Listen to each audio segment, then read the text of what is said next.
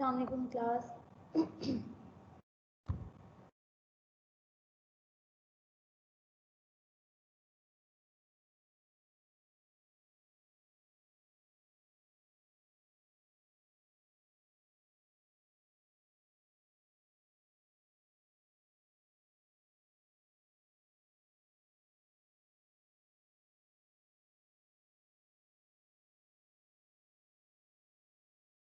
मुझे आप लोगों को आवाज़ आ रही है? अस्सलाम वालेकुम मैम जी, आ रही है। वालेकुम सलाम। 2 to 3 मिनट्स वेट करते हैं ताकि सब ज्वाइन कर लें, फिर इंशाल्लाह अपनी क्लास को। हाँ जी, क्या हुआ है? कम हो रही है? आवाज कम आ रही है। कम आ रही है?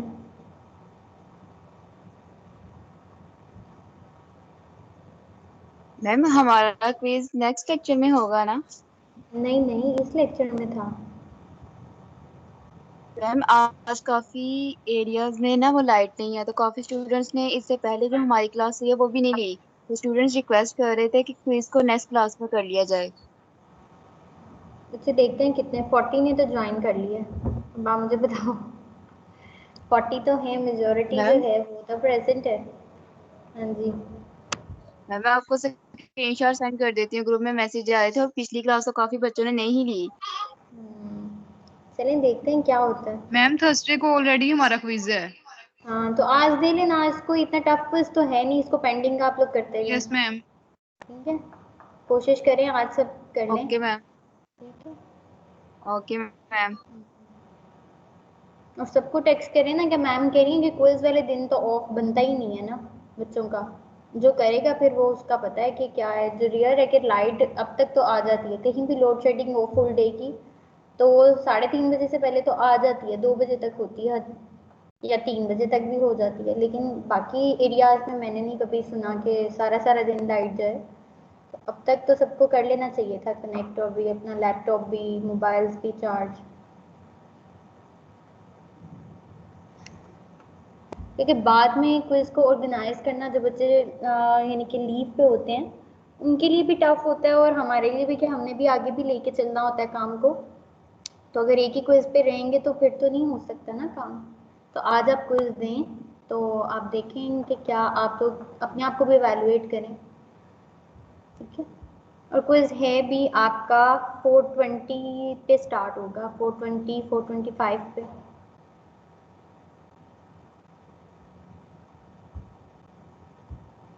मैम 4 बजे करवा दीजिएगा, वो फिर ना एंड पे काफी इशू होता है। एंड पे सबमिशन का बच्चे क्विज तो 15 मिनट्स का है ना, उससे पहले भी मैंने मार्जिनल टाइम रखा है और आपका उसके बाद भी मार्जिनल टाइम रखा है ताकि आप सबमिट करा सकें क्विज को। ठीक है, क्विज तो आप 10 to 15 मिनट्स में कर लेंगे। इतने मैंने न्यूमेरिक नहीं ऐड किए कि आप लोगों को टाइम लगे, क्योंकि हमें भी पता है कैसे करना है। न्यूमेरिकल आई थिंक 3 to 4 होंगे उसके अंदर, वो भी बहुत यानी कि आप कह लो बेसिक ही हैं। मैम छोटा सा क्विज है। अस्सलाम वालेकुम मैम। बच्चे 10 मार्क्स का क्विज एमसीक्यूज बेस है। वालेकुम सलाम। वालेकुम सलाम। मैम वो मैं अतीका ही बात कर रही हूँ। मैम आपने जो हमें प्रैक्टिस के क्वेश्चन दिए थे कंडीशनल प्रोबेबिलिटी के, उसके मुझे दो क्वेश्चंस में कंफ्यूजन है। एक तो हुआ ही नहीं और दूसरा मैंने हाफ किया, हाफ नहीं हो रहा आगे से मुझसे। चलिए आप मुझे सेंड करना ना उसकी पिक्चर। मैंने आपको कहा था कोई ऐसा एक्सरसाइज क्वेश्चन से रिलेटेड होगा ना क्वेश्चन, तो मुझे टीम्स की चैट में आप सेंड कर सकते हैं। ठीक है, ओके मैम। मैम अभी कर दूं सेंड? क्लास के बाद कर देना, कोई बात नहीं। ठीक है, मैम मैंने मैं भी कर समझ नहीं है देती ना, तो क्लास के बाद आपसे कांटेक्ट ही नहीं कर पाऊंगी। हूँ। नहीं, मैं टीम्स में आपको तो रिप्लाई बिजी कर हो? दूंगी ना, टीम्स की चैट में। बच्चे जो जो सेपरेट चैट होती है उसमें आती का। Okay ma'am. ठीक है, जो सेपरेट चैट होती है ना उसमें आप सेंड कर देना। Okay ma'am. ठीक है,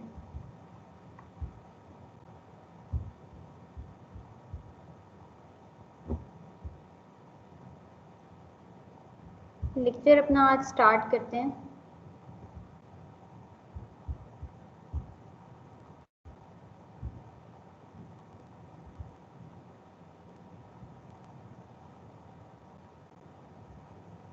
ये ऑन होल्ड क्यों आ रहा है? शायद उसका नेटवर्क इशू है। चलिए चेक करते हैं। आज का जो टॉपिक है बच्चे वो रैंडम वेरिएबल से रिलेटेड है। रैंडम वेरिएबल क्या होता है आज हमने ये सीखना है। रैंडम वेरिएबल आपके पास, आपने कोई भी एक्सपेरिमेंट जब परफॉर्म करते हैं तब आपके पास एक सैम्पल स्पेस बनती है। उस सैम्पल स्पेस में जिस चीज़ में, जिस इवेंट में आप इंटरेस्टेड होते हैं ना, आप उनको कुछ न्यूमेरिकल वैल्यूज असाइन करते हैं। ठीक है, आप उसकी प्रेजेंस को चेक करते हैं कि वो है या नहीं। अगर है तो वो कितने टाइम्स आपकी सैम्पल स्पेस में अकर हो रहा है। ठीक है, तो यहाँ पे इस केस में जब आप एक कॉइन को टॉस करते हैं तब भी आप ऑब्जर्व करते हैं, अगर आपका इंटरेस्ट हेड में है तो आप कहते हैं हेड अगर प्रेजेंट है, यानी कि जो हेड और टेल की आपकी सैम्पल स्पेस बनती है ना, तो उसमें आपका अगर इंटरेस्ट है हेड पे, तो अगर हेड अकर हुआ है कि नहीं, तो मैं अगर हेड की अपीयरेंस को 1 कह दूं और उसकी एब्सेंस को 0 कह दूं, यानी कि कोई न्यूमेरिकल नंबर असाइन कर दूं अपने एक्सपेरिमेंट को, रैंडम एक्सपेरिमेंट को, जिसमें मुझे पता है कि जो मेरा आउटकम है वो रैंडम है, यानी कि उसके एक से ज़्यादा पॉसिबिलिटीज एग्जिस्ट करती हैं। तो जब मैं उनको न्यूमेरिकल नंबर्स असाइन करना शुरू कर दूं और अब उसको एक वेरिएबल का नाम दे दूं कि ये वेरिएबल ये वैल्यूज लेगा, तो इसको हम कहते हैं रैंडम वेरिएबल। फॉर एग्जांपल यहाँ पे मैंने थ्योरेटिकली आपको इसकी एक्सप्लेनेशन दी है कि जब हम कॉइन को टॉस, डाई को रोल करते हैं, तो हम हमारा इंटरेस्ट अगर सम टाइम्स होता है कि हम ये देखें कि जो 2 डाइस हैं उनको जब हमने थ्रो किया है तो उसका सम 7 आना चाहिए। तो कितनी पॉसिबिलिटीज हैं हमारे पास अपनी सैम्पल स्पेस में कि हमारे पास वो जो सम है वो 7 बने। अब हमारा इंटरेस्ट कितनी पॉसिबिलिटीज में आ गया, हमारे पास ये इंटरेस्ट नहीं है अब हमारा कि किन किन सैंपल्स पे आया।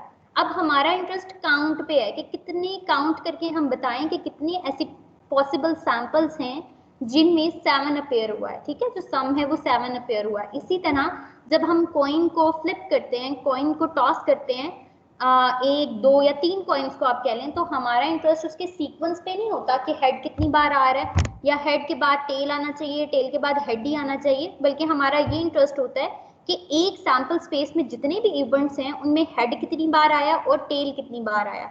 हमने इसकी एग्जांपल, ये बेसिक एग्जांपल प्रोबेबिलिटी में भी की थी कि प्रोबेबिलिटी में हमने निकाला था कि जब हमारे पास हेड जो है 0 अकर हो, हेड जो है वो 1 अकर हो। ये बेस करता है हमारे डिफाइन करने पे कि हम जो है वो अपने वेरिएबल को क्या डिफाइन कर रहे हैं या अपना इंटरेस्ट किसको बता रहे हैं। अब जिस चीज में हम इंटरेस्टेड है हम उसको किसी वेरिएबल का नाम देंगे, वो वेरिएबल एक्स वाई जी कोई भी हो सकता है। फिर हम उसको बताएंगे कि एक्स और वाई जी कौन कौन सी वैल्यूज ले सकता है, यानी कि उसकी प्रेजेंस 0 भी हो सकती है, उसकी यानी कि जो प्रेजेंस, सॉरी, उसकी एब्सेंस 0 भी हो सकती है अगर वो नहीं है हमारी सैम्पल स्पेस के इवेंट में। अगर वो हमारी सैम्पल स्पेस के इवेंट में 1 टाइम अकर हुआ है तो वो 1 वैल्यू ले रहा है, अगर वो 2 टाइम अकर हो रहा है तो वो 2 वैल्यू ले रहा है, एंड सो ऑन। हम इसको कंटिन्यू कर सकते हैं अपनी सैम्पल स्पेस की बेस पे। ठीक है, तो रैंडम वेरिएबल की जो प्रॉपर डेफिनेशन होगी वो ये है, the real valued functions defined on the sample space are known as random variable. इसके एग्जांपल पे अगर आप आओ, suppose that our experiment consist of tossing 3 fair coins, define a random variable which denotes the possible number of heads। अब देख लें यहाँ पे आप अगर अपना इंटरेस्ट देखो कि उसने कहा कि आपके पास एक रैंडम वेरिएबल है जिसने ये शो करना है कि आपके पास पॉसिबल नंबर ऑफ हेड्स कितने हैं। अब आपका ये नहीं है कि कौन कौन से इवेंट्स पे आ रहा है, जस्ट आपका उसके काउंट पे चला गया बात कि कितने ऐसे पॉसिबल आउटकम्स आ रहे हैं जिनके ऊपर नंबर ऑफ हेड्स को आपने देखना है कि क्या है, कितने नंबर ऑफ हेड्स है। Also calculate probabilities for each outcome। इस तरह से आपको कोई क्वेश्चन आ सकता है कि आपको कोई एक्सपेरिमेंट दे दिया जाए और उसमें आपको बता दिया जाए कि आपने किस चीज को ऑब्जर्व करना है। फिर आप क्या करते हैं, उसका सोल्यूशन आप करेंगे कि late x denotes the number of heads। यहाँ पे आप अपना एक वेरिएबल डिफाइन करेंगे। मैंने अभी आपको बताया कि आप अपने रैंडम वेरिएबल को कोई नाम असाइन करेंगे, x हो सकता है, y हो सकता है, Z हो सकता है, जैसे हम प्रोबेबिलिटी में A, B और C नाम दे देते थे किसी भी इवेंट को। ठीक है, इसी तरह एक रैंडम वेरिएबल ऐसा वेरिएबल होगा जो डिफरेंट वैल्यूज लेगा एक ही एक्सपेरिमेंट से रिलेटेड। आप ये देखो कि x, अब यहाँ पे जब आप 3 कॉइन्स को टॉस करते हो, अब हमने स्पेसिफाई करना है कि x कौन कौन सी वैल्यूज ले सकता है। उसके लिए मुझे अपने एक्सपेरिमेंट की सैंपल स्पेस बनानी पड़ेगी। सैंपल स्पेस के लिए मैंने तमाम पॉसिबल आउटकम्स को, वही मेरा मेथड जो है 2 raised to the power 3 किया, तो आपके पास 8 आउटकम्स बनते हैं। तो 8 आउटकम्स को आपने लिस्ट अप कर लिया, हेड हेड हेड। ये मैंने आपको ट्री डायग्राम से भी बताया था कि कैसे करना है, और आपको वैसे भी सिखाया हुआ है कि किस तरह से किया जा सकता है। ठीक है, ट्री से बनाना तो बहुत आसान है। आप जब इसको बना लेंगे, अब आपका इंटरेस्ट है नंबर ऑफ हेड्स पे। अब आप देखो कि आपके हर इवेंट में हेड कितनी कितनी दफा आ रहा है। ठीक है, मैंने यहाँ पे ये छोटा छोटा ये नजर आ रहा है आपको, हर इवेंट के ऊपर एक नंबर नजर आ रहा है आपको? हाँ जी, यस मैम। यस चलिए मैम। मैंने काउंट करके ना उनका नंबर लिख दिया यहाँ पे कि हेड अगर ये 3 टाइम्स है तो मैंने उसको 3 लिख दिया ऊपर। हेड अगर 2 टाइम्स है तो 2, फिर ये भी 2 टाइम्स है, ये भी 2 टाइम्स है, यहाँ 1 टाइम है, यहाँ पे भी 1 टाइम है, और यहाँ पे भी 1 है, और इधर हेड तो है ही नहीं, तो 0। अब यहाँ से मुझे पता चला कि जो वेरिएबल मैंने ऊपर डिफाइन किया था अपना रैंडम वेरिएबल, वो कौन कौन सी वैल्यूज ले सकता है। 0 यानी कि उसमें ये हो सकता है उसकी एब्सेंस, 1, 2 और 3। ठीक है, ये 3 तक ही एंड अप हो गया कि 3 आपके पास कॉइन्स थे। अगर यहाँ पे 4 कॉइन्स होते तो ये 4 तक चला जाता, क्योंकि आप फिर 4 आपकी सैंपल स्पेस भी बढ़ जाती, और आपके पास यहाँ पे इवेंट्स जो होते वो भी 4 के आपके पास आते पेयरिंग में। ठीक है, अब वो कहते हैं so x takes the value 0, 1, 2 and 3। अब यहाँ पे आप इनकी प्रोबेबिलिटीज निकालेंगे, वही प्रोसीजर बच्चे जो आप लोगों ने प्रोबेबिलिटी का एक मेजर जो फॉर्मूला पढ़ा था। प्रोबेबिलिटी इक्वल होती है n of a divided by n of s के। अब n ऑफ s आपके पास क्या है इस केस में? हाँ जी, n ऑफ s क्या है आपके पास?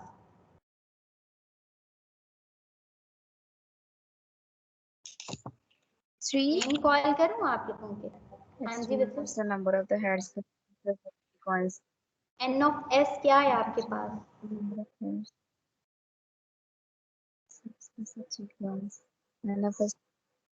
सैंपल स्पेस में टोटल कितने इवेंट्स हैं? सैंपल स्पेस में टोटल कितने इवेंट्स हैं? वही तो आपका n ऑफ s होता है। इतनी प्रोबेबिलिटी कर ली है मैम 8 3 वीक्स की। हाँ जी 8 मैम। तो बाकी क्यों नहीं आंसर कर रहे? मुझे पहले ये बाकी तो इस चीज का आंसर करें ना आज, कि आप लोग क्यों नहीं आंसर कर रहे कि मैम 8 बनते हैं? सैंपल पॉइंट्स को गिनना आप लोगों के लिए टफ हो गया। हाँ जी, मैथ्स 8th सेमेस्टर जी यस मैम। का मैम। मतलब है मैं आप लोगों की लिस्ट निकालूं ताकि आप लोगों का मुझे पता चले कि कौन बच्चा मेरी क्लास में कितना अटेंटिव है। क्योंकि मैंने निकलवाई तो हुई है, मैं आप लोगों की लिस्ट भी मार्क करती हूँ ना, उस पर अब मैं कॉल कर करके किया करूँगी नाम। वेट अ मिनट,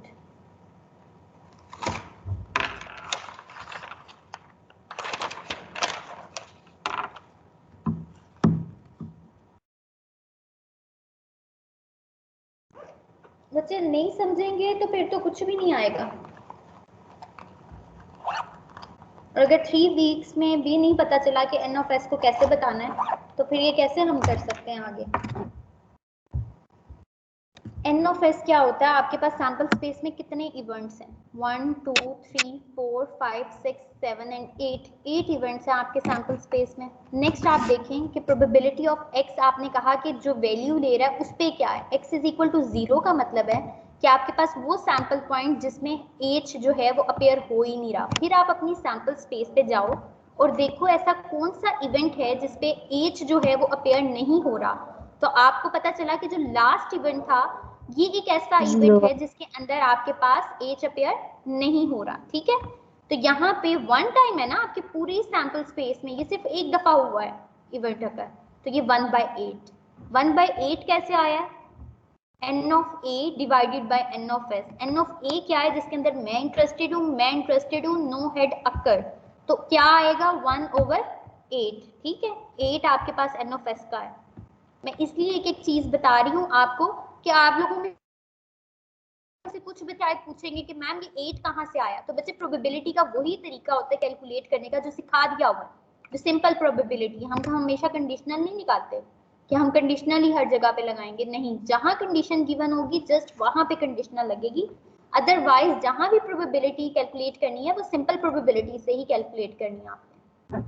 नेक्स्ट आपके पास है वो इवेंट जब आपके पास हेड जो है वो वन टाइम अकर हो रहा है, तो आपने यहाँ पे जाना है अपनी सैंपल स्पेस में और उसको काउंट करने हैं कितने इवेंट्स हैं, 1 2 और ये 3, तो आपके पास आंसर आ गया 3/8। Next probability of x is equal to 2 के लिए जब आपके पास हेड 2 टाइम्स आया, अब मुझे बताएं उसकी प्रोबेबिलिटी क्या होगी। मैं नेम कॉल करती हूँ 3/8 में 3/8। अच्छा, वो इवेंट जिसमें प्रोबेबिलिटी यानी कि x जो है वो 3 टाइम्स है, x आपका नंबर ऑफ हेड्स को शो कर रहा है, तो x इज इक्वल टू 3 की प्रोबेबिलिटी 1/8। वेरी गुड, इस तरह से आंसर करें ताकि मुझे पता चले आपको मेरी समझ आ रही है। ठीक है, ओके मैम। ये ना लगे कि मैं खाली क्लास में बस बोल रही हूँ। अच्छा बच्चे ये देखें, कहता है also we remember sum of all the probabilities is equal to 1। हमें ये भी बात याद रखनी है, ये बात लास्ट टाइम भी बताई थी कि प्रोबेबिलिटी एक तो लाई करती है 0 to 1 में, और जब हम वो प्रोबेबिलिटी को पार्टीशनिंग मतलब एक ही इवेंट को डिवाइड कर देते हैं, तो जब हम उनका एट द एंड उन तमाम इवेंट्स को सम अप करते हैं तो वो हमारे पास क्या आ जाता है, प्रोबेबिलिटी इक्वल टू 1 आ जाती है। जैसे probability of sample space, sample space की प्रोबेबिलिटी क्या होती है हमारे पास, किसी को पता है? प्रोबेबिलिटी ऑफ सैंपल स्पेस की क्या होती है मैम वो तो 1 ही होगी।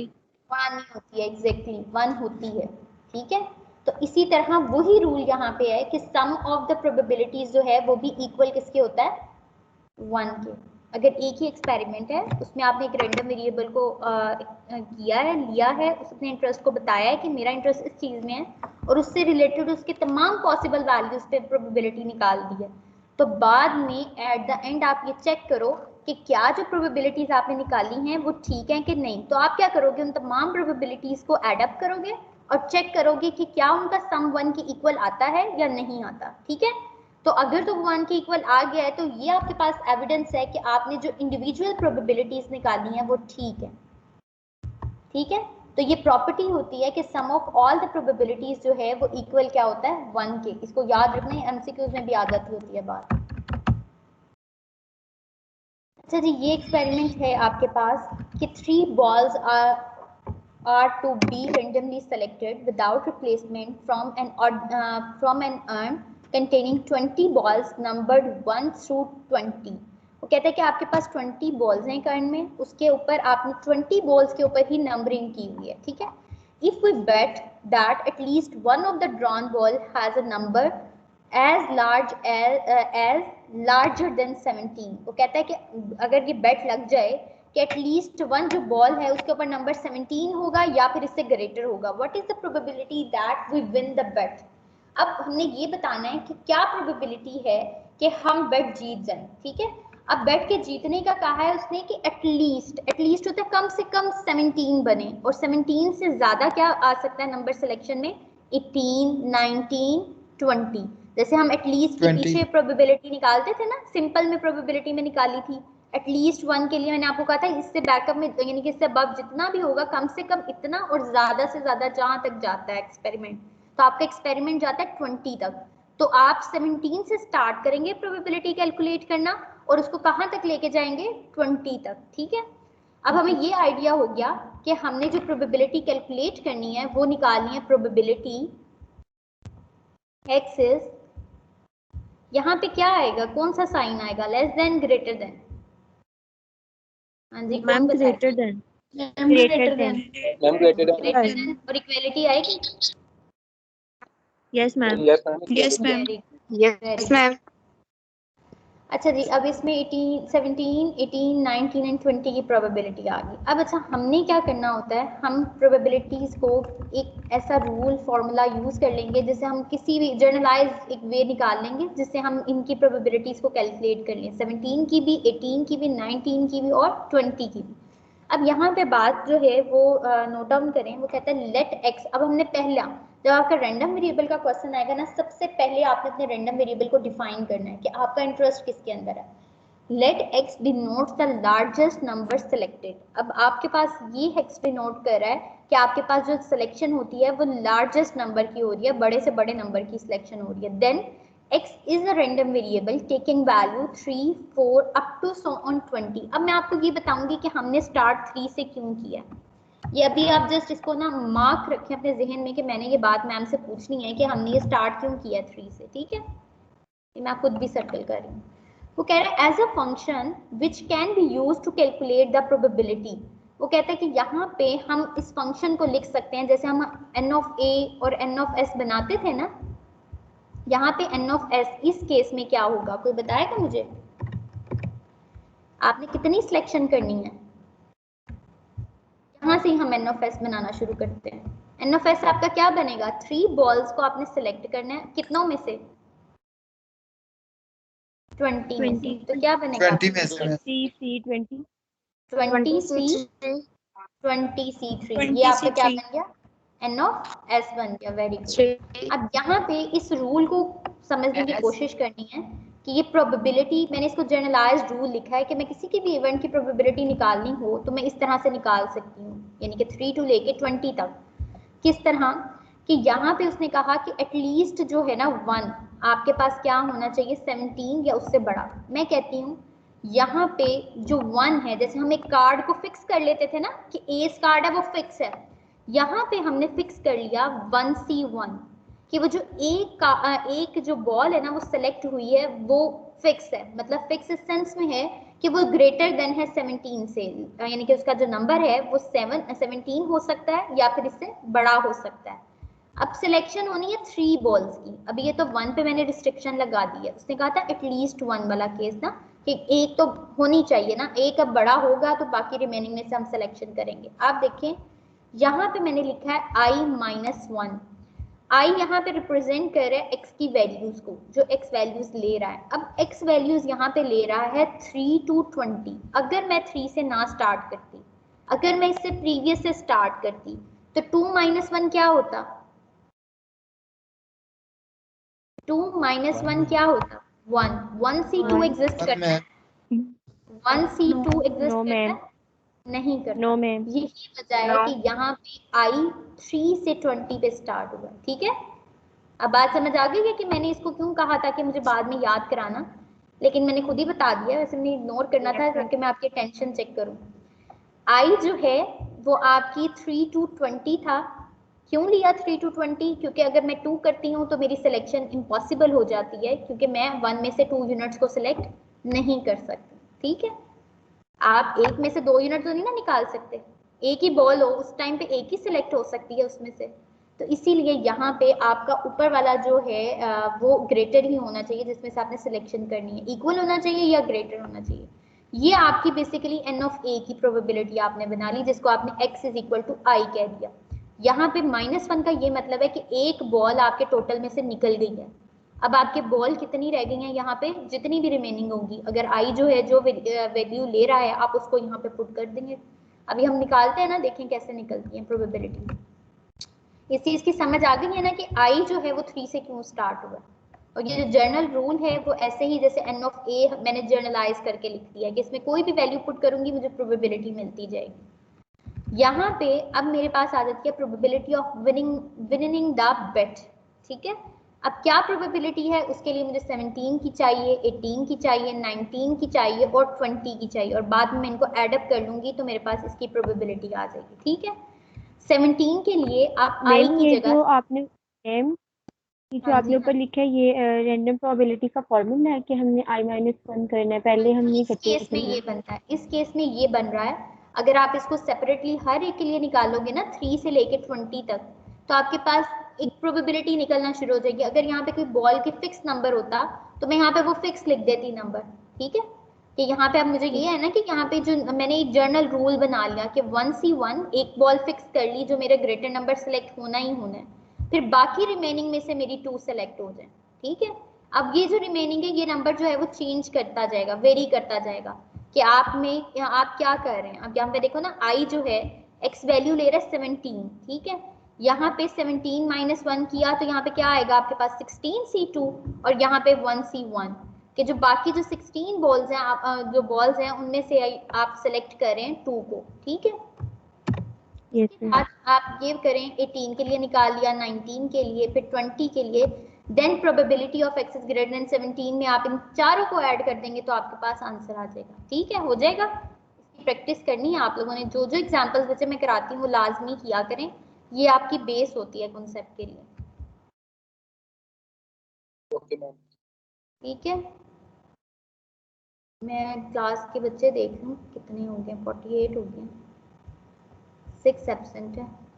CR और GR बच्चे एक बार फिर बच्चों को टेक्स्ट करके देख लें कि मैम कह रही हैं क्विज है, तो काइंडली अगर मोबाइल फ़ोन से हो सकते हैं तो मोबाइल फ़ोन से हो जाएं लॉगिन, इतनी तो बैटरी होगी उनकी। ठीक है, ओके मैम। और CR भी कर दे बच्चों को ग्रुप में।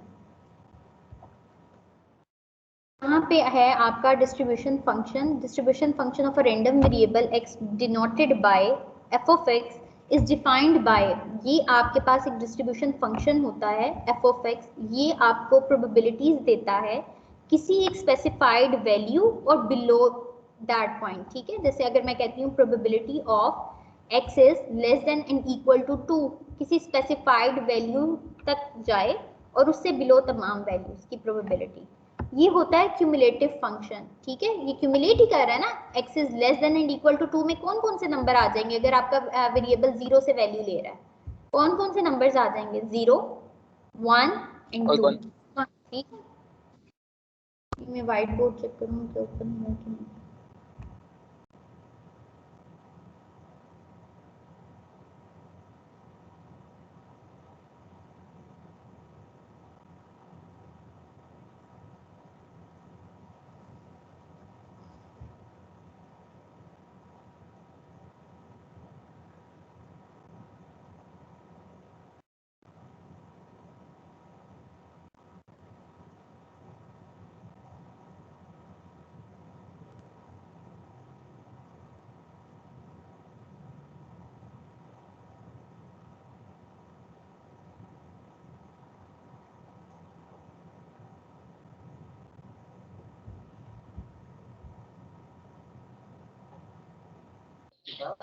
क्या सिखा रहा है?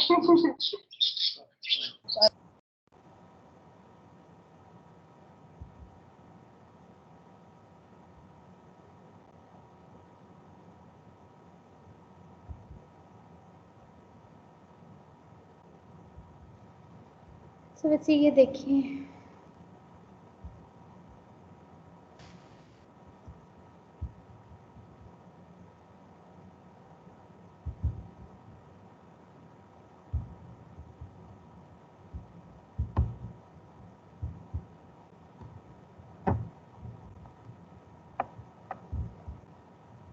मैं आपको बता रही थी डिस्ट्रीब्यूशन फंक्शन की बात बता रही थी कि डिस्ट्रीब्यूशन फंक्शन क्या करता है, ये आपको प्रोबेबिलिटीज प्रोवाइड करता है। इसको कैपिटल F ऑफ x से लिखते हैं। ठीक है, ये याद रखते हैं, जहाँ पे कैपिटल F ऑफ x होगा तो इट्स मीन कि आपको डिस्ट्रीब्यूशन फंक्शन की प्रोबेबिलिटी गिवन है। ठीक है, ये आपके पास इक्वल होता है, मतलब इक्वल होने का ये मतलब है ये हमें प्रोबेबिलिटी प्रोवाइड करेगा,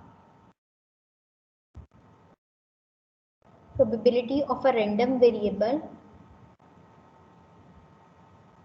less than and equal to a specified value of a random variable। ये x का ये मतलब है कि x कोई भी वैल्यू जो ले रहा है, ये वाला ये जो x है, जैसे यहाँ पे अगर कोई वेरिएबल है x, मैंने अभी पीछे डिफाइन किया था कि xi जो मैंने डिफाइन किया था वो x भी हो सकता है कि x इक्वल है आपके पास 0, 1, 2, 3, तो ये जो तमाम वैल्यूज हैं ये x ही हैं। ठीक है, ये भी x है, ये स्मॉल x है, ये भी स्मॉल x है और ये भी स्मॉल x है। तो कैपिटल X है वो आपका रैंडम वेरिएबल है और ये जो है वो वैल्यू जो एक रैंडम वेरिएबल लेता है उसको रिप्रेजेंट कर रहा है। ठीक है, तो डिस्ट्रीब्यूशन फंक्शन क्या बता रहा है कि ये एक प्रोबेबिलिटी होती है किसी भी रैंडम वेरिएबल की किसी स्पेसिफाइड वैल्यू से लेस देन और इक्वल की। ठीक है, तो इसमें आप क्या करते हैं, इसको क्यूमुलेटिव डिस्ट्रीब्यूशन फंक्शन भी कहा जाता है, ये भी याद रखें आप। इसकी एब्रीवेशन d.f है, ये इसकी कोई शॉर्ट सी बातें हैं जो आपने याद रखनी है जो इम्पोर्टेंट है कि इसकी एब्रीवेशन है d.f। अगर d.f के साथ कुछ भी लिखा है तो आपको पता चल जाना चाहिए कि डिस्ट्रीब्यूशन फंक्शन की बात हो रही है। फिर एफ ऑफ माइनस इन्फिनिटी आपने याद रखना है कि जो माइनस इन्फिनिटी का ये मतलब है कि आपके पास प्रोबेबिलिटी ऑफ एम्प्टी सेट या इम्पॉसिबल इवेंट क्या होती है, 0। ये बात हम पहले भी पढ़ चुके हैं कि जो प्रोबेबिलिटी ऑफ इम्पॉसिबल इवेंट होती है वो क्या है, 0। जैसे अगर एक डाई को थ्रो किया तो 7 के आने का क्या चांस है, 0 क्योंकि वो अगर हो ही नहीं सकता। हाँ जी, एफ में जब आपकी पॉजिटिव इन्फिनिटी की ये बात है कि आप इसके अंदर पूरी सैंपल स्पेस को कंसिडर कर रहे हो, तो पूरी सैंपल स्पेस की प्रोबेबिलिटी क्या होती है, 1 के, ठीक है। फिर आपके पास यहाँ पे है प्रोबेबिलिटी ऑफ ए, अगर आपका एक्स रैंडम वेरिएबल किसी दो वैल्यूज के दरमियान लाई कर रहा है तो उसकी हम प्रोबेबिलिटी को निकाल सकते हैं F of B minus F of A. क्या मतलब है कि हम बी पॉइंट से बिलो की प्रोबेबिलिटी निकाल लें, उसको माइनस कर दें, ए पॉइंट से जितनी भी बिलो प्रोबेबिलिटी निकाल के उसमें से माइनस कर दें, तो हमारे पास जो आएगा वो इसका आंसर होगा।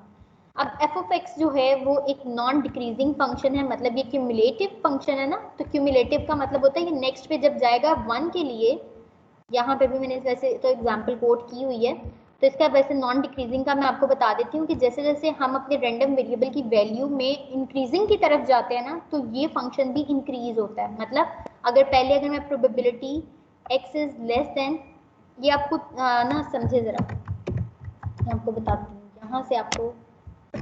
फॉर एग्जाम्पल मेरे पास एक रैंडम वेरिएबल है, इसी को ले लेते हैं कि प्रोबेबिलिटी 0, 1, 2 और 3 की मेरे पास कोई प्रोबेबिलिटी है, तो मेरे पास ये फंक्शन है f of x is less than and equal to 0 पे पहले मैं निकालूं, फिर मैं कहूँ probability x is less than and equal to 1, probability x is less than and equal to 2, probability x is less than and equal to 3, मतलब x 3 तक value ले रहा है ना, तो मैं सिर्फ यहाँ तक इसको डिफाइन कर रही हूँ। अब मुझे बताएं इसमें कौन कौन सी प्रोबेबिलिटीज आएंगी, अब आपने मुझे वो बताना है, फिर आपको खुद ही आइडिया होगा कि नॉन डिक्रीजिंग कैसे बनी बात। Probability x is less than and equal to 0 में कौन सी आएगी, probability of x equal to 0 की। इससे बिलो कुछ है, 0 से बिलो कुछ है, नो मैम, 1 से ये जो है probability x is less than and equal to 1 में किस किस की आएगी, probability of x is 0 and 1. 0 and 0 plus probability of x equal to 1, ठीक है।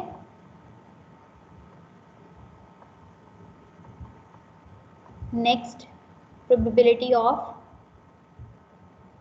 x equal to, कौन कौन सी आ जाएंगी आपकी, 0, 1 and 2. 0, 0, 1, 2, 1 की भी आ जाएगी इसमें, और इसमें 2 की भी आ जाएगी। अब आप खुद देखो, जब आप 3 पे जाओगे तो आपके पास क्या क्या आएगा, 0 की भी आ जाएगी प्रोबेबिलिटी, प्लस 1 वाले इवेंट की भी प्रोबेबिलिटी आ जाएगी, ठीक है, 2 वाले की भी आ जाएगी और 3 वाले की भी आएगी।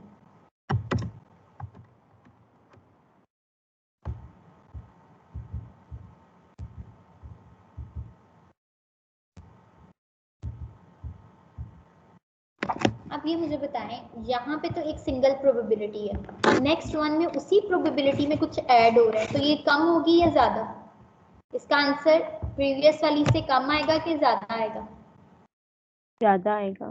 ज्यादा आएगा। अब नेक्स्ट वन में इसी वाली प्रीवियस में नेक्स्ट वन भी ऐड हो गई, 2 वाली भी, तो क्या आएगा, इसका आंसर ज्यादा आएगा कि कम हो जाएगा, मैम ज्यादा होगा। ज्यादा होगा। श्योरिटी से बताएं ना, आप खुद देखो कि पीछे जो आंसर आया उसमें मैंने एक और टर्म ऐड कर दी है प्रोबेबिलिटी की, तो उसमें आंसर इंक्रीज करेगा कि डिक्रीज कर जाएगा, मैम इंक्रीज ही करेगा, इंक्रीज करेगा, ठीक है। तो जैसे जैसे मैं तमाम सैंपल पॉइंट्स को लेती जाऊंगी तो मेरा आंसर क्या करेगा, इंक्रीज करता जाएगा। तो इसीलिए उसने कहा है कि जो प्रोबेबिलिटी डिस्ट्रीब्यूशन फंक्शन होता है ये क्या होता है, नॉन डिक्रीजिंग होता है, ये डिक्रीज नहीं करता, ये इंक्रीज ही करता है। ठीक है, नेक्स्ट आपका टॉपिक आ गया है डिस्क्रीट रैंडम वेरिएबल। अब रैंडम वेरिएबल दो तरह के होते हैं, एक कंटिन्यूस और एक डिस्क्रीट। हमारा आज का जो टॉपिक है वो बेसिकली डिस्क्रीट फर्स्ट कैटेगरी के ऊपर है। जैसे हमने डेटा टाइप्स पढ़ी थी, आप पढ़ के आए होते हो कि डिस्क्रीट भी डेटा होता है और कंटिन्यूस डेटा भी होता है। अब इन दोनों में डिफरेंस क्या है पता है? जी, कौन बताएगा? माहम सलीम प्रेजेंट है। डिस्क्रीट डेटा क्या होता है और कंटिन्यूस डेटा क्या होता है?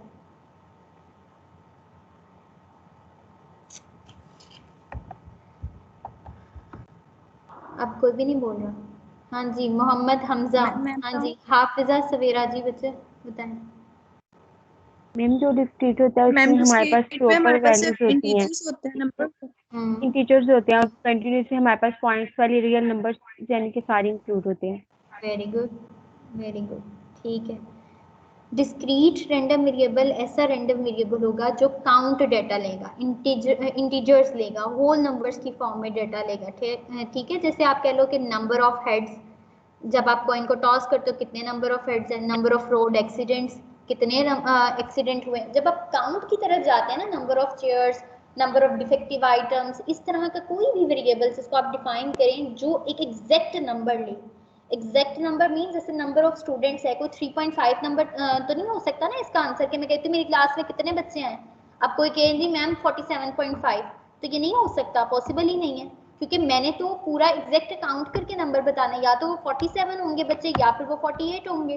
तो इसीलिए जो डिस्क्रीट डाटा होता है वो आपके पास काउंटेबल होता है, जो नंबर्स की फॉर्म में डाटा आपके पास है। ठीक है, तो इसमें एग्जांपल्स क्या हैं? Number of heads in coin tossing, अभी मैंने आपको बता दिया, defective items, road accident etcetera.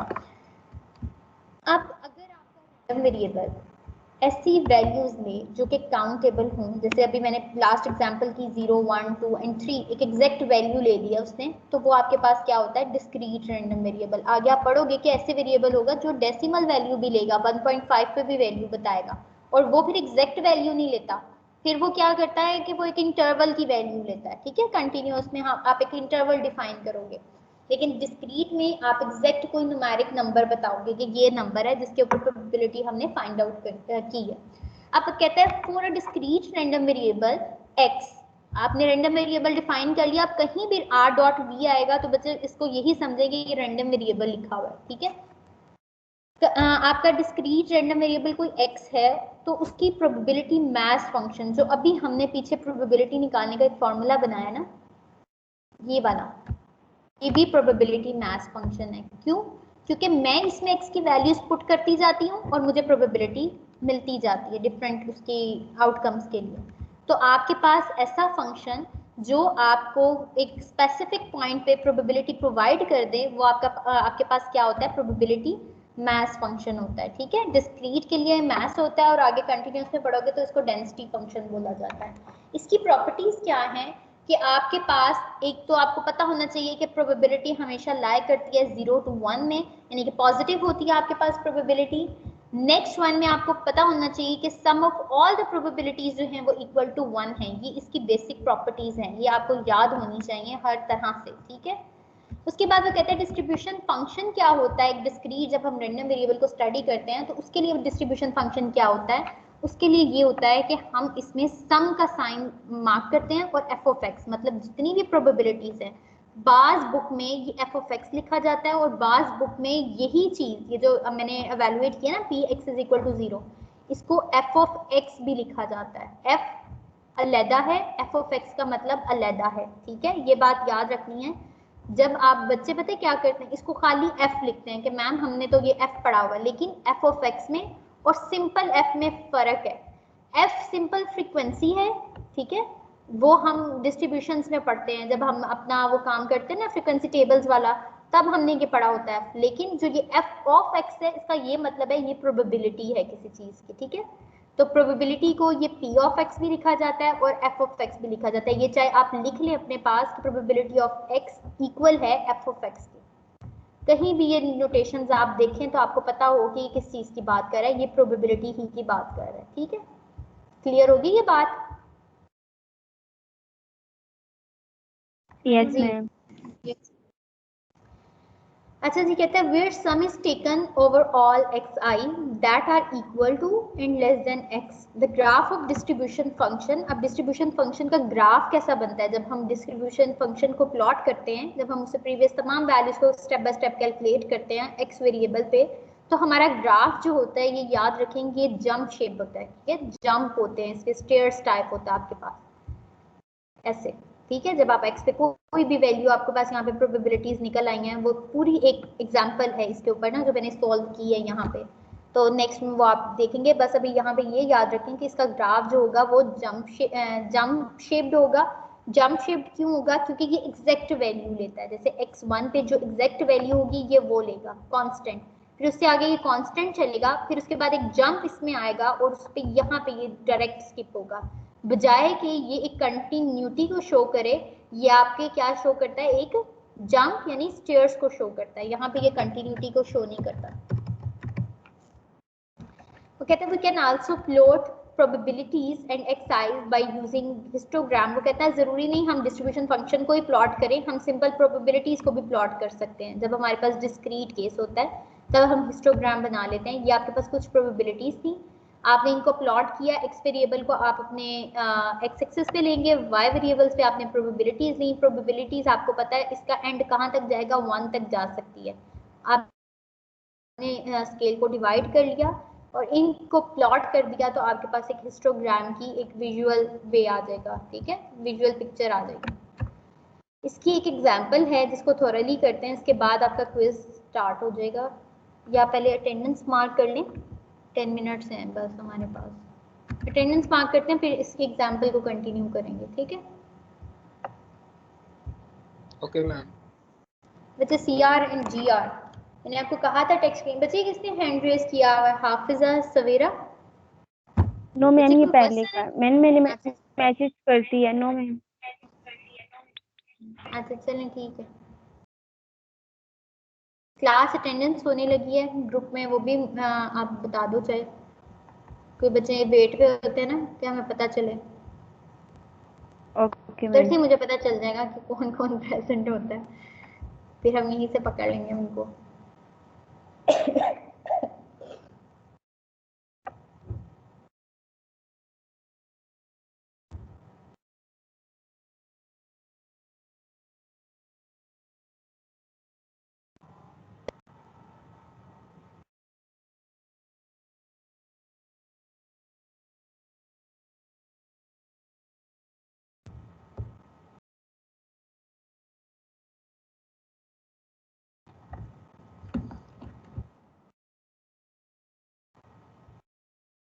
अच्छा बच्चे, वो रोल नंबर्स कॉल कर लूं?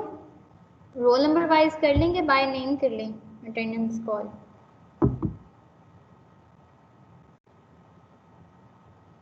मैम जैसे आपको मुनासिब लगे कर लें। चलें। 7001 प्रेजेंट मैम। 7002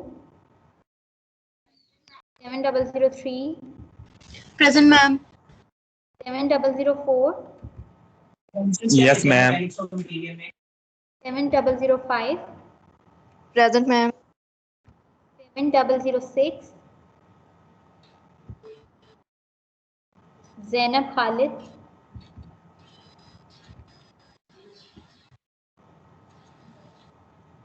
मैम उसका नेट इशू है, वो क्लास में ही है। ठीक है। 7007 Present, ma'am. Present, ma'am.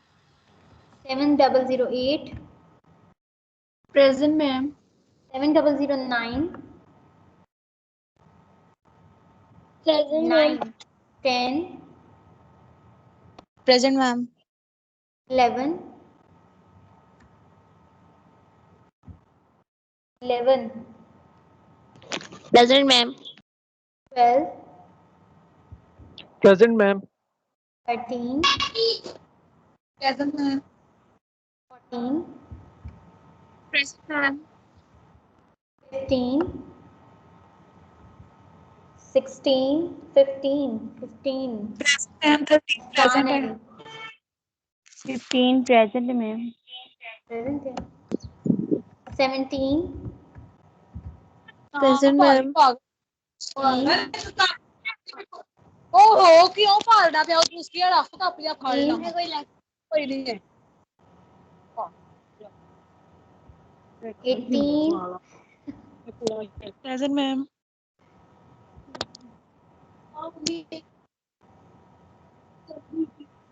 पता कोई समझ काम करा तो बाद करता।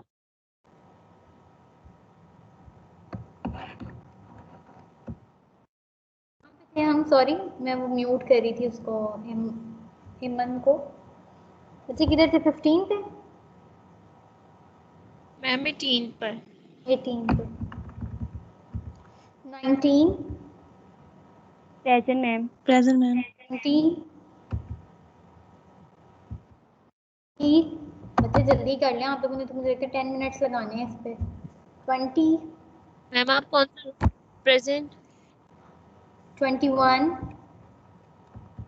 Yes, ma'am. Naeem Ahmad, Shiza, present ma'am. Hafiza Iqra, present ma'am. Mahim Saleem, present. Memuna, present ma'am. Hafsa Jameel, present ma'am. Mohammad Ali Raza, Yes, ma'am. Waqar Hussain, Yes, ma'am. Mohammad Salman, Present, ma'am.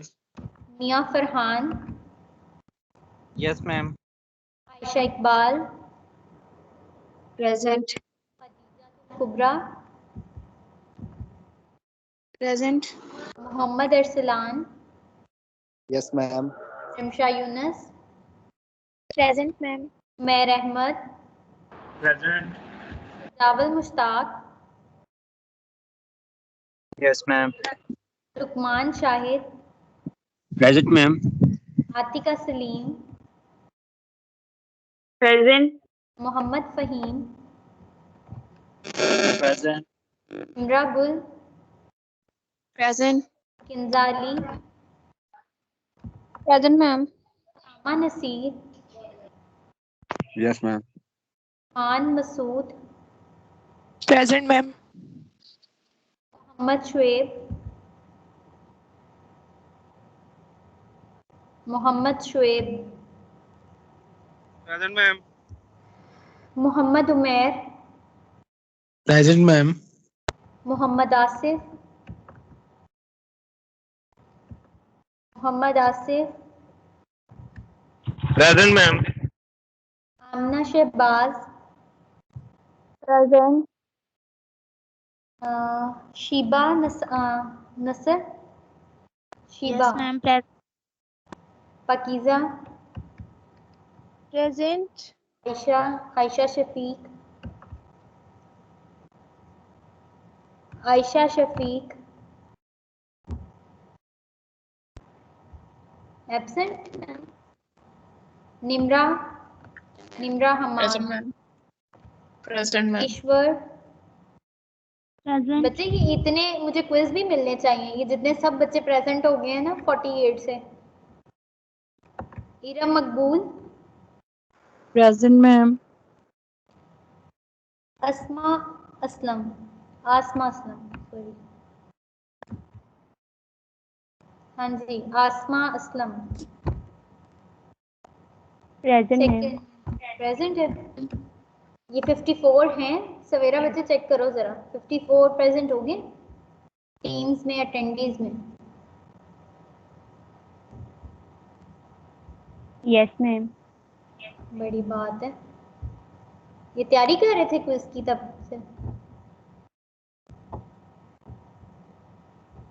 हाँ जी, जो बच्चे अब ज्वाइन किया है जिन्होंने, वो तैयारी कर रहे थे, ये छुप के बैठे हुए थे मैम को नजर ना आए। मैम ये 2 हैंड रेज हैं। हाँ जी आयशा, आयशा ने भी किया हुआ है। हाँ जी बच्चे, किरण। प्रेजेंट है, उसके ना माइक का मसला आ रहा है। उसकी आवाज हाँ नहीं जी जा कर रही। दिया मैंने, उसको प्रेजेंट कर दिया। इसका हैंड जो है वो रेज किया हुआ उसने, उसका पता चल गया मुझे। ठीक है, हाँ जी। अब हैं 4 मिनट्स हैं, तो ये है कि आप लोग सारे फिर अटेंडी यहीं पे रहें। ये है कि 2 to 3 मिनट्स में आप लोगों को डिस्प्ले होना शुरू हो जाएगा। तो इधर थोड़ा सा पढ़ लो इस एग्जाम्पल को, थोड़ा सा सुन लें कि क्या करना है, करके देखिएगा। नहीं हुई तो नेक्स्ट क्लास में मुझे बताइएगा, ठीक है।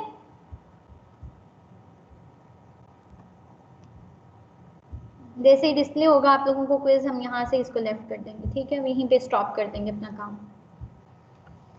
अच्छा, आपके पास एक एग्जांपल है, the probability mass function of a random variable X is given by P of I. आपको एक फंक्शन डिफाइन किया उसने, ये एक फंक्शन ऑलरेडी दे दिया, प्रोबेबिलिटी मास फंक्शन जिसको उसने कहा है। इसमें आप वैल्यूज पुट करेंगे, आपके पास प्रोबेबिलिटीज आती जाएंगी। अब यहाँ पे है, वो कहता है कि find where lambda is some positive value, find probability of x is equal to 0 के लिए और probability x is greater than 2 के लिए। फर्स्ट ऑफ ऑल हमें ये c का नहीं पता, ये कांस्टेंट है हमारे पास, हमें इसकी वैल्यू नहीं पता। यहाँ 2 होता 3 होता तो हम इसको सॉल्व कर लेते, लेकिन असल जो रीजन है वो यही है कि हम अभी इसी फंक्शन को सॉल्व नहीं कर सकते क्योंकि ये हमारे पास अननोन वैल्यू एग्जिस्ट कर रही है। ठीक है, इसको कैसे एवेलुएट करते हैं ये आप प्रोसीजर सीख लें, क्योंकि मोस्टली क्वेश्चन आ जाते हैं, आपको कोई फंक्शन दे दिया जाता है, पहले उसमें कोई कांस्टेंट निकालना होता है, देन उसको हम यूज करके प्रोबेबिलिटीज फाइंड आउट कर लेते हैं। अब इस फंक्शन को हम यूज करेंगे तो उसके लिए हमें चाहिए होगी c की वैल्यू जो मैं इस फंक्शन में लगाऊं और मुझे ये कोई न्यूमेरिकल वैल्यूज देना शुरू कर दें। अब वो कहते हैं we have to find the value of c, so we use the property of discrete probability distribution. ये हमने प्रॉपर्टी पढ़ी थी कि sum of the probabilities equal होता है 1 के। मैं इस फंक्शन को इसकी जगह रिप्लेस कर देती हूँ p ऑफ एक्स आई, इसका भी यही मतलब है और p ऑफ आई का भी यही मतलब है। यहाँ पे वेरिएबल जस्ट i है, यहाँ पे x को उसकी नोटेशन चेंज है, बाकी वही बात है कि ये भी फंक्शन है प्रोबेबिलिटी का और ये भी, तो इसीलिए इन दोनों की एक ही बात है। नेक्स्ट है कि मैं उस पर समेशन अप्लाई करूं, तो मैंने इसको रिप्लेस कर दिया कि p ऑफ आई है, मेरे पास जो फंक्शन गिवन है वो तो p ऑफ आई का है, मैंने उसको रिप्लेस कर दिया। अब जो वैल्यू उसकी गिवन है मैंने उसको रिप्लेस कर दिया उसकी जगह पे। यहाँ से जब कांस्टेंट पे सम अप्लाई होता है तो आपको पता है कांस्टेंट क्या होता है, बाहर आ जाता है। ये आपने मैथ स्टूडेंट से पता ही होगा कि कांस्टेंट पे जब सम अप्लाई होता है तो वो बाहर आ जाता है अगर वो मल्टीप्लायर में होता है। तो जो अंदर वाला है ये इसकी ये फॉर्म बन रही है कि summation I varies 0 to infinity lambda raise to the power I over I का फैक्टोरियल। आप लोगों ने ये सीरीज पढ़ी होंगी, एक्सपोनेंशियल सीरीज पढ़ी हुई है ना?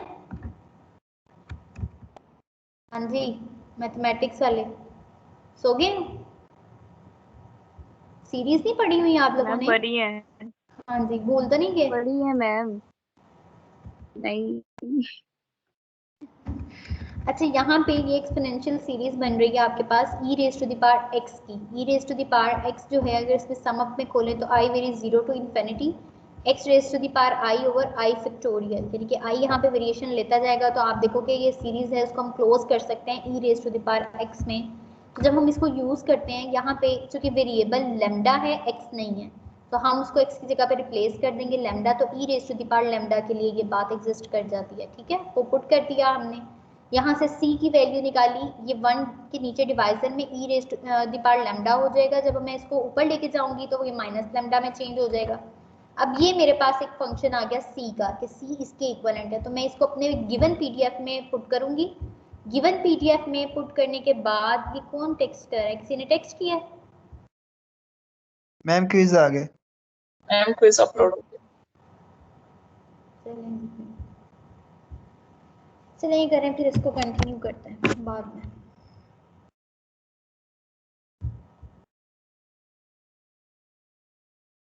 ये जिन्होंने हैंड रेस किए हुए हैं बच्चे, वो इनको तो डाउन करें। वैसे लग रहा है मुझे कोई आपने कोई क्वेश्चन करना है मुझसे।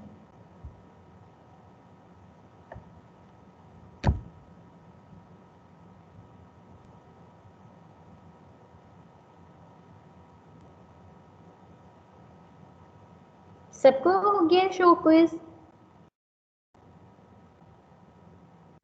नकल ना कीजिएगा, अपने अपने आप की वैल्यूएशन भी कर लें कभी। और नकल करेंगे तो अपना ही नुकसान करेंगे, सबका चेंज ही है, एक जैसा नहीं है किसी का भी।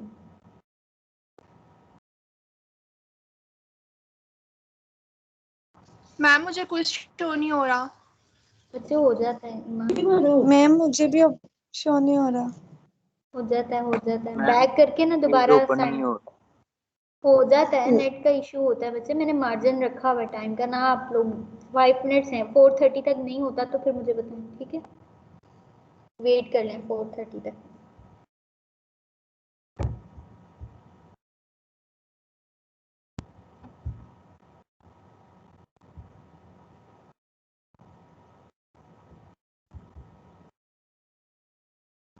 आप बैक करके ना दोबारा ओपन भी करें उसको, कोई बात नहीं। अटेंडेंस लग गई है, वो ये ना डरेंगे आप लोग ऑफलाइन होंगे तो शायद कनेक्शन खत्म हो जाएगा, दोबारा से उसको चेक कर लें।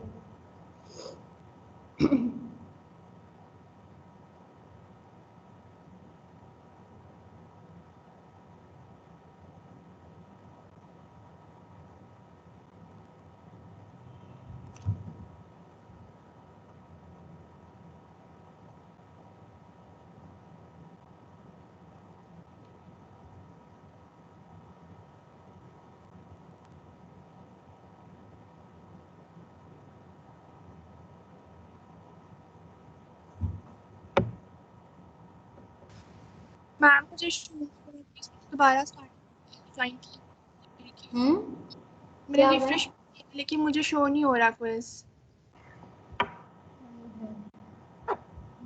देखती हूँ क्या कर सकती हूँ इसका।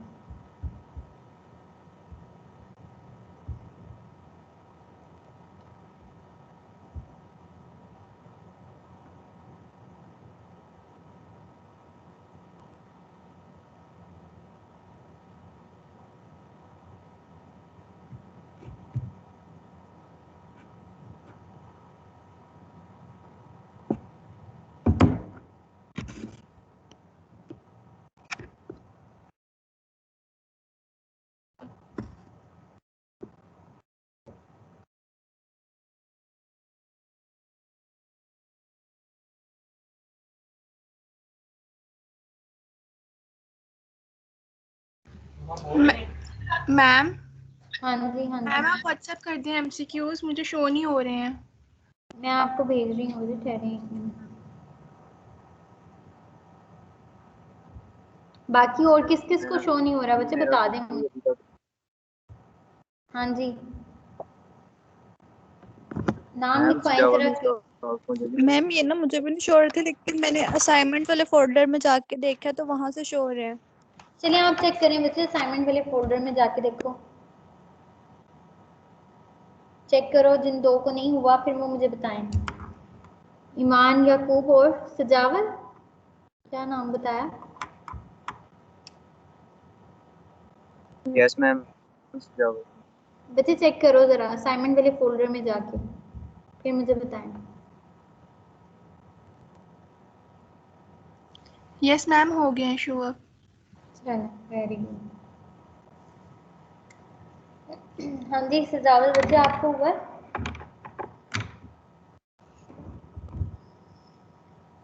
नो मैम मुझे नहीं शो।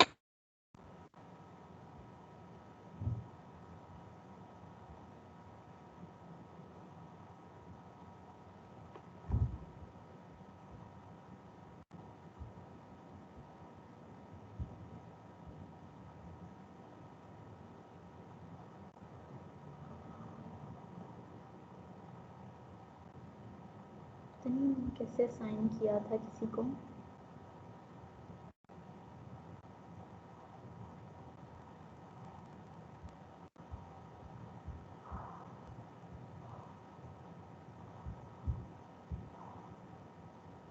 सजावल बच्चे बैक करके दोबारा से असाइनमेंट्स में जाओ, जरा बैक करो, टोटली बैक करके।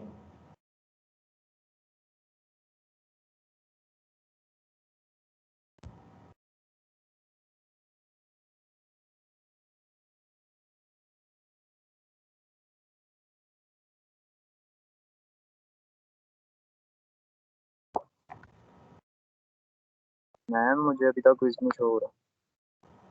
1 मिनट ये चेक करना, मैं आपको भेज के देखती हूँ चैट में।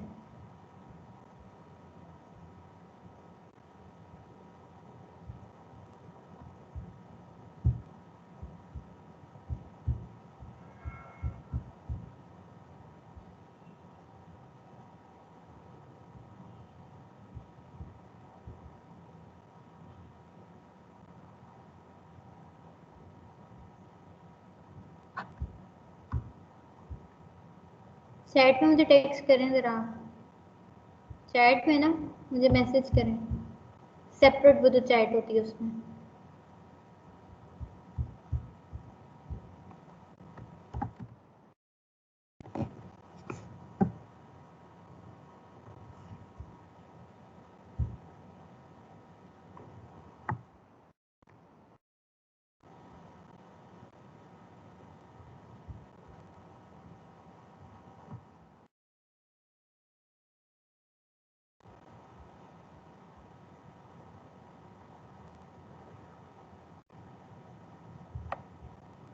एक मिनट में बस, हाँ ठीक है।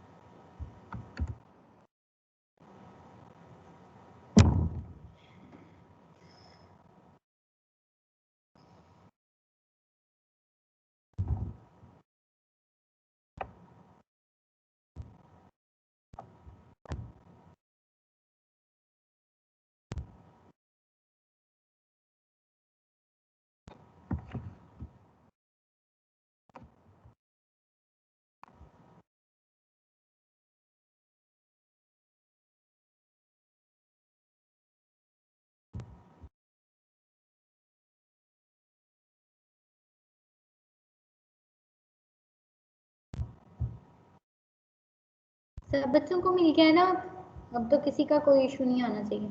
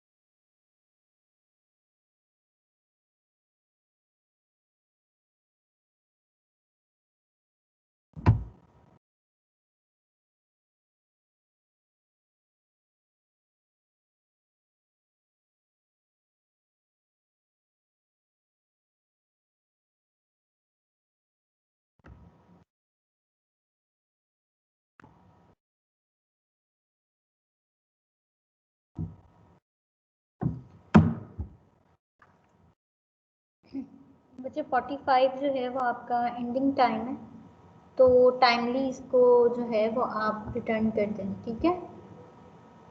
कोशिश करें कि टाइम से ही हो जाएगा आपका।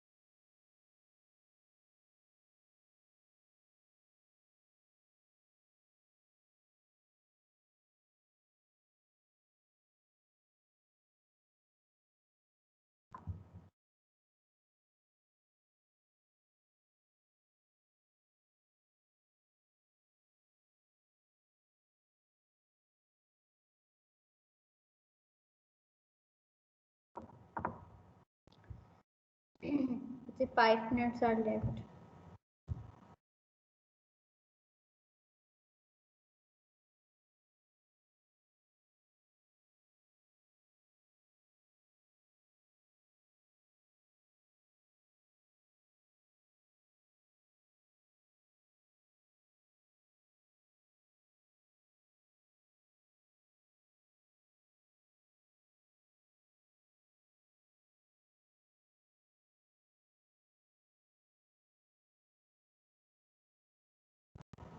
सजावल बच्चे, आपने मुझे 4:32 पे मैंने आपको सेंड किया है ना, 4:35 या 33 पे, तो आप मुझे 7 मिनट्स के बाद कह रहे हो कि मैम अभी भी नहीं ओपन हो रहा।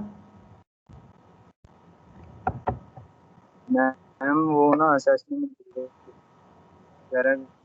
नहीं मिल नहीं हो रहा, तो वो तो अब जब भी आप फॉर्म्स पे करोगे तो वो आपको यही करेगा। पता नहीं मैम, वो ओपन नहीं हो रहा था। चलो मैं इधर वर्ड की फाइल सेंड करके देखती हूँ, उसके आंसर्स यहाँ पे शो करो, ठीक है, बोल्ड कर देना या जैसे भी।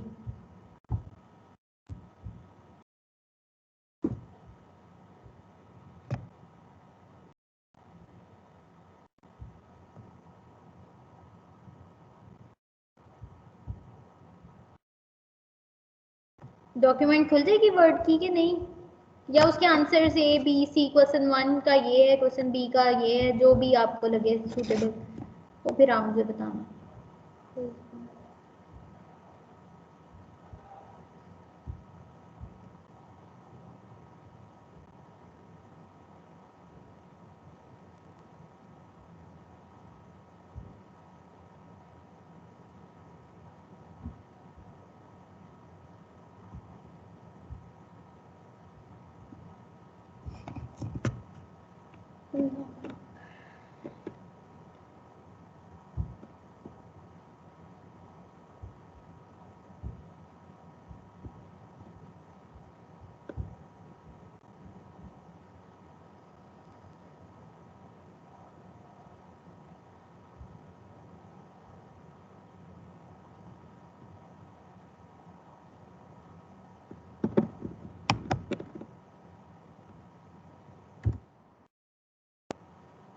चेक करें ये फाइल ओपन हुई है।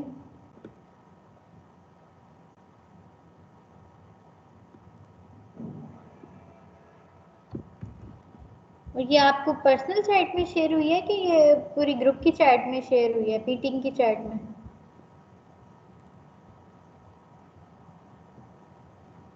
Ma'am personally. ठीक है, अब ओपन हुआ है।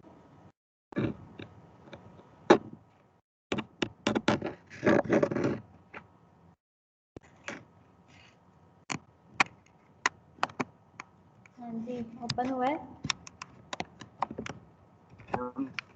लोडिंग पे मोबाइल पे ओपन कर रहे हो?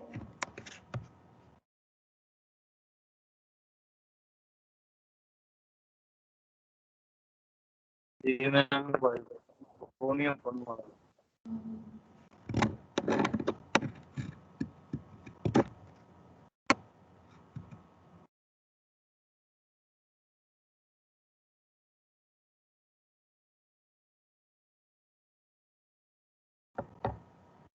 आपके सीआर का क्या नाम है?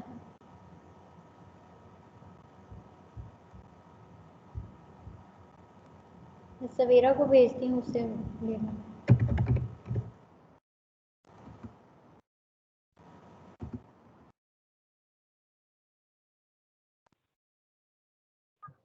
मैम ये सबमिट ओपन नहीं हो हो गया रहा है। लेकिन 45 हो गया, मुझे अब टाइम इसका एक्सटेंड करना पड़ेगा। ठहरें, वेट करें हम जरा।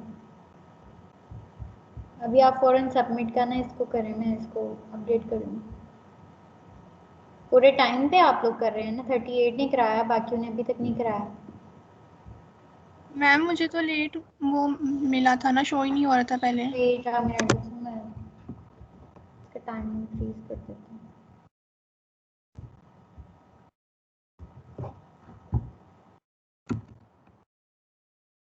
अब ये टाइमली करा दे, इससे ज़्यादा नहीं होगा। मैं 5 मिनट तो वेट कर लेती हूँ, लेकिन अब इससे इन पे नहीं कर सकती। 55 to the time view time 8 minutes. Ma'am मुझे ऑप्शन सेलेक्ट नहीं ऑप्शन आ रहा तो मैं आप रजिस्टर पे लिख के सेंड कर देता हूँ। हाँ जी कर दें, उस तरह कर दें।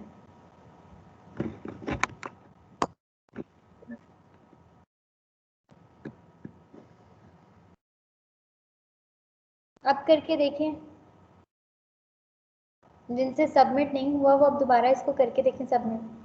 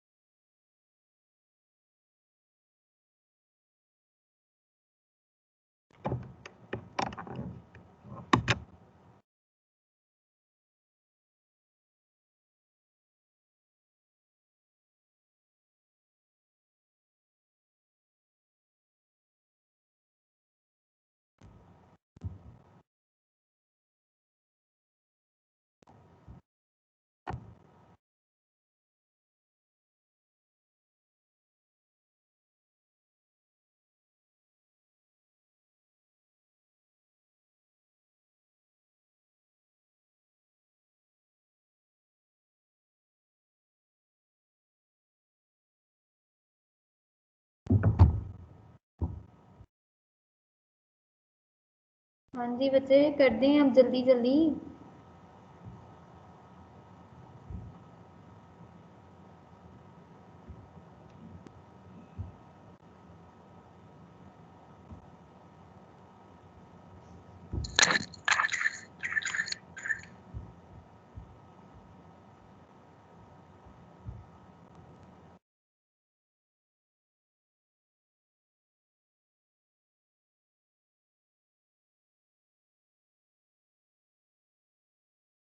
तो 36 नहीं किया अभी तक।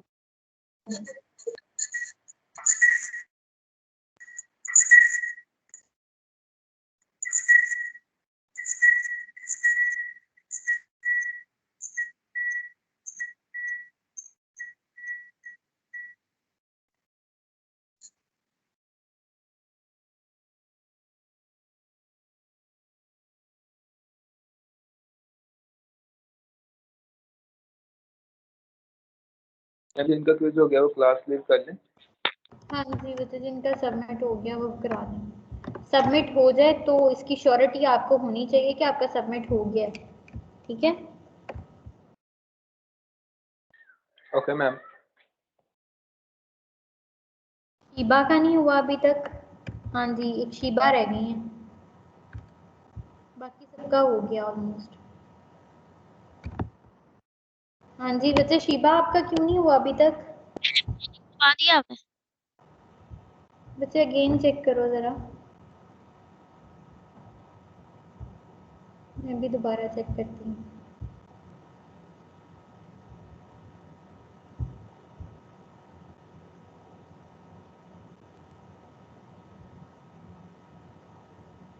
हाँ जी अभी भी नहीं हुआ शीबा आपका। 53 है, क्या हो गया? हो गया आपका, ठीक है। चलें अगर आपने लीव करना है तो आप लोग कर जाएं, सबने करा दें। ओके।